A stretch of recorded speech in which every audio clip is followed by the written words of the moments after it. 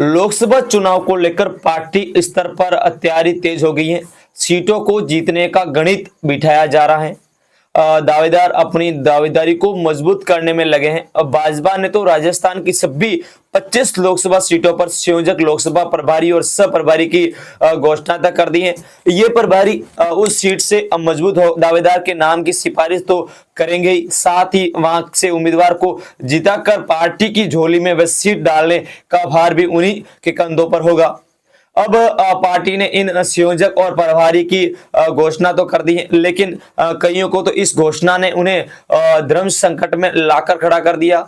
आज बात करेंगे जालोर सिरोही लोकसभा सीट से ऐसे भाजपा के पदाधिकारियों की जिनके लिए पार्टी की इस जिम्मेदारी ने उन्हें आप असमझ की डाल दिया है।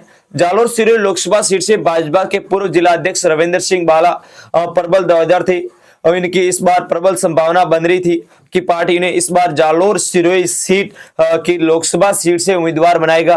सरल स्वभाव विधायक सभी के व्यक्तिगत होना एक प्रमुख कारण था। वही इतने सालों में पार्टी जिलाध्यक्ष के अलावा किसी भी अन्य पद पर नहीं बिठाया गया, ना ही प्रधान या किसी भी विधायकी का टिकट दिया गया।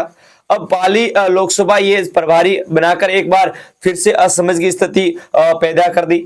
सवाल ये भी उठाता है कि क्या लोकसभा सह प्रभारी बनाने के बाद अब टिकट की दौड़ से बाहर हो गए या फिर उम्मीदवार बनाया जा सकता।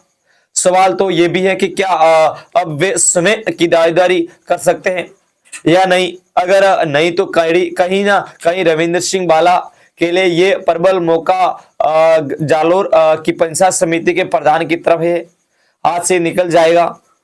यह स्थिति जालोर के पूर्व विधायक रविंद्र शंकर सिंह की है। उन्हें अभी बाड़मेर की लोकसभा सीट से इस प्रभारी बनाकर भेजा गया। शंकर सिंह भी जालोर सिरोही लोकसभा सीट से दावेदारी कर रहे थे। तीसरा नाम आता है रानीवाड़ा के पूर्व विधायक नारायण सिंह देवल का। देवल इस बार रानीवाड़ा भाजपा की तीसरी बार विधायिका का टिकट दिया, लेकिन कांग्रेस के रतन निवासी के सामने उन्हें काफी अधिक वोटों का हार का सामना करना पड़ा। रानीवाड़ा के 2 बार लगातार विधायक रहने के और इस बार चुनाव हारने के बाद इस बार एक चर्चा यह भी है कि नारायण सिंह देवल को संभावित लोकसभा का प्रत्याशी बताया जा रहा है, लेकिन उन्हीं की जालोर सिरोही लोकसभा सीट से ही संयोजक बना दिया गया। अब जालोर सिरोही सीट से उनका नाम दावेदारों की प्रमुख दौड़ से निकल गया। अब अन्य नेताओं जो भाजपा ने दावेदारी कर रहे हैं, शायद कहीं ना कहीं मन ही में खुश हो रहे हैं कि जालोर सिरोही से 3 सीनियर नेता अब सांसद की दावेदारी की दौड़ से दूर हो गए हैं। उनका मुकाबला अब और सरल हो जाएगा। अब आपको क्या लगता है, भाजपा ने कई जो जिम्मेदारी उन्हें दी है उनके साथ उन्हें किसी भी व्यक्ति की उम्मीदवारी बनाया जा सकता है या फिर नहीं बनाया जा सकता।